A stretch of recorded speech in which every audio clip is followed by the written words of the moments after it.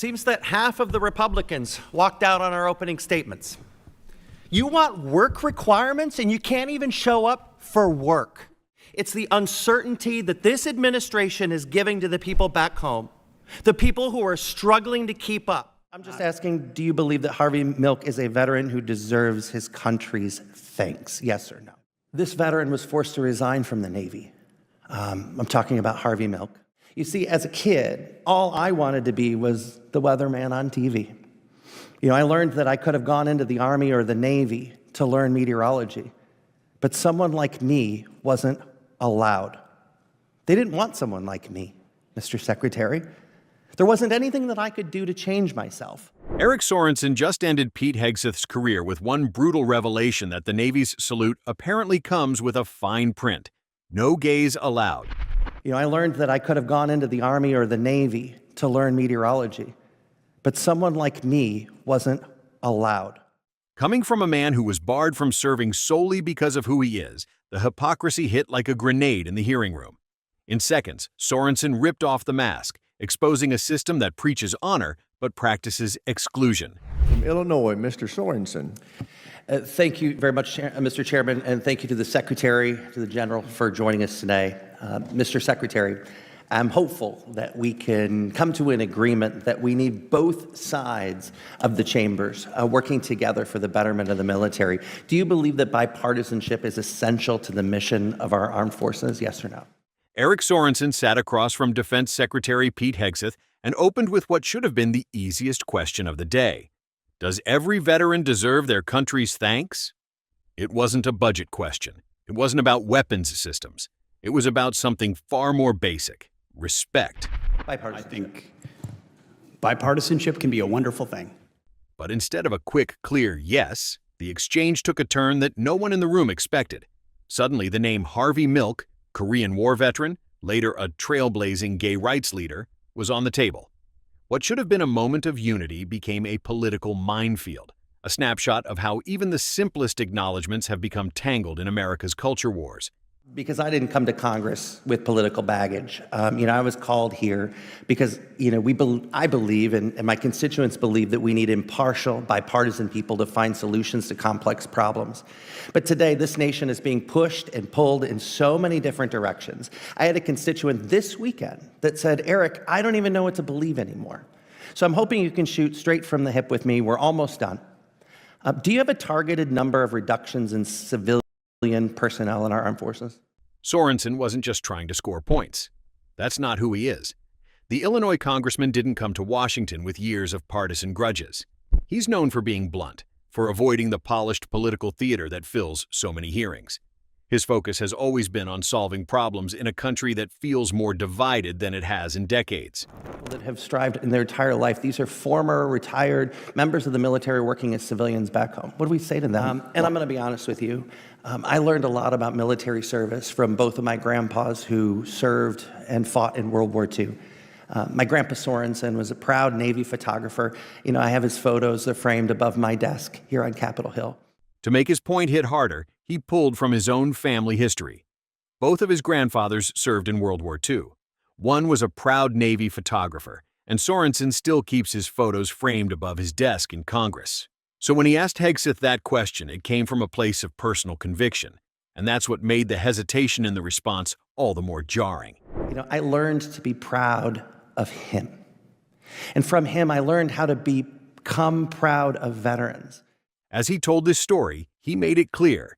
He doesn't believe in judging a veteran's worth by their identity, their background, or who they love. Service is service, period. And that set the stage for the moment that would flip the tone of the entire hearing. We have very diligently tried to identify the places where we might need to make changes, but for the most part, it's been a DRP process, a volunteer process of civilians to try to reduce the number for cost savings. But before they even got to Harvey Milk's story, Sorensen steered the conversation into a different but related fight: the Pentagon's quiet move to shrink its civilian workforce. Buried under technical language was a plan called the Voluntary Reduction Program, aiming to cut 8 to 10% of civilian personnel. On paper, it sounds neat and tidy. Voluntary retirements, cost savings, a leaner force. Is there analysis that supports how you're coming up with these decisions? Well, almost all of them took a voluntary DRP to separate. But Sorensen wasn't buying the clean narrative. He pointed out that many of those jobs are filled by retired service members who bring decades of institutional knowledge to the table. These aren't just paper pushers. They're the backbone of day-to-day operations, the people who make the military run smoothly behind the scenes. We looked at about 8 to 10%, Congressman, but ultimately, everyone here acknowledges that the civilian size of the DoD has exploded over the last 20 years. And so where there are room for efficiencies, we are actively trying to find them and right-size those spots, because a lot of those places are not making us more nimble or faster at what we do. And What it's do not we say to necessarily the about the people- people, but it's the number. Cutting them might save a few dollars now, but it also risks gutting the expertise that can't be replaced overnight. Supporters of the program call it modernization. Critics see it as a budget trick that makes the numbers look good while leaving the force weaker. I'm talking about Harvey Milk because he was gay. And here's where everything tied together. For Sorensen, whether it's a policy about workforce cuts or the recognition of a veteran like Harvey Milk, the principle is the same.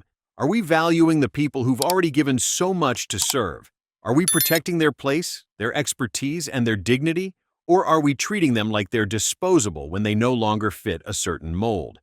That's why what started as a yes or no question became something far bigger. It wasn't just about one veteran. It was about the message America sends to all of them. Which is why I want to talk about a different veteran, one who served in the Korean War from 1951 to 55. He served courageously like my grandpa Sorensen. But unlike my grandpa, this veteran was forced to resign from the Navy. Then came the name that made everyone in the room sit up a little straighter, Harvey Milk. Now, most people know Harvey Milk as a groundbreaking gay rights leader, but Sorensen wasn't talking about politics. He was talking about military service. Long before he was an activist, Harvey Milk served in the Navy during the Korean War from 1951 to 1955. By all accounts, he served with courage and honor. But unlike Sorensen's grandfather, Milk's career didn't end with a handshake and a thank you. It ended because the Navy found out he was gay. You see, as a kid, all I wanted to be was the weatherman on TV. I learned that I could have gone into the Army or the Navy to learn meteorology, but someone like me wasn't allowed. They didn't want someone like me, Mr. Secretary. There wasn't anything that I could do to change myself or the way that my nation thought of me. As a kid, Sorensen had dreamed of becoming a military weatherman. It seemed like the perfect fit. Serve his country, learn meteorology, and maybe even combine science with service. But there was one problem. Back then, someone like him wasn't welcome either. The same prejudice that ended Harvey Milk's service would have ended his before it began. And while the rules have changed on paper, Sorensen made it clear that the shadow of that discrimination hasn't disappeared. It still lingers in the way young LGBTQ Americans see the military, and too many of them decide it's not a place for them. And so I want to keep this very simple. Do you believe that Harvey Milk is a veteran who deserves his country's thanks? That's when Sorensen dropped the question that froze the room. He looked straight at Hegseth and asked, "Do you believe that Harvey Milk is a veteran who deserves his country's thanks?" A yes or no question, one that should have taken about half a second to answer. But instead of a clean, full-throated yes, Hegseth hesitated. His reply was conditional. If his service was deemed honorable, yes. Because I believe that every veteran deserves our thanks. We all walk in the footsteps of leaders before us. And you may not find the value in the fact that many of those people are women, with different skin colors, different backgrounds, different talents, immigrants, gay, straight, transgender, disabled. You may want to change it. Now, legally speaking, Milk's service was honorable. There was no question about that. But that "if" from Hegseth hit like a crack in the foundation. It sounded like a loophole, a way to sidestep the larger point. And it wasn't just Sorensen who caught it. The entire room could feel the weight of that hesitation. Sorensen wasn't about to let that slide. His response was direct. Every veteran deserves thanks. No qualifiers. Sir, the decision to rename the ship was... I'm just asking, do you believe that Harvey Milk is a veteran who deserves his country's thanks? Yes or no? That's when the conversation opened into something much bigger, the culture war that's made its way inside the uniform. Sorensen pointed to the Navy's recent and very controversial decision to rename a ship that once honored Harvey Milk. What should have been a recognition of service turned into a political lightning rod. In a less divided time, it wouldn't have been an issue. Now, it's treated like a battle line. And Sorensen's warning was sharp. This isn't just about hurt feelings or symbolic gestures. It's about readiness. It's a numbers issue. It's a readiness issue. The military can't afford to push away capable, committed Americans because of who they are. If his service was deemed honorable, yes. Yesterday, the Secretary of the Navy was in your seat. He couldn't give me a straight answer. I disagree with your leadership. This is why Sorensen kept pushing. For him, the stakes aren't abstract. When the armed forces turn service into a conditional privilege instead of a shared responsibility, it undercuts everything the uniform is supposed to represent. And when leaders can't say without hesitation that someone like Harvey Milk, who wore the uniform, followed orders, and served honorably, deserves gratitude, it says something about how far the culture wars have seeped into even the most sacred institutions. I wanted to do that when I was a kid. We're going back to that time. Gay kids like me, they don't want to go into the Army. They don't want to go into the Navy because you don't care for them. And Sorensen didn't stop there. He looked Hegseth dead in the eye and basically said, conditional gratitude isn't gratitude at all. Boom. That's it. That's the mic drop. Now, here's where it gets uncomfortable, because Sorensen's question wasn't just rhetorical. It hung in the air like a dare. Is patriotism supposed to be about shared sacrifice?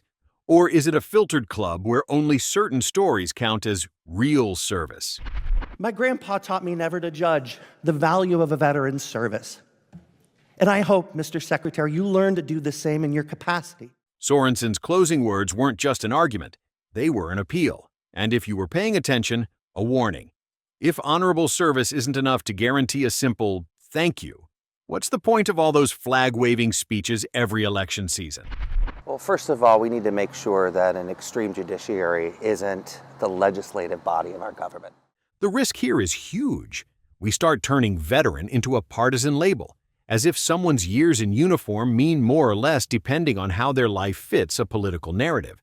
And that's not just divisive, it's dangerous. Because once you politicize military gratitude, you erode one of the last threads of national unity we've got left.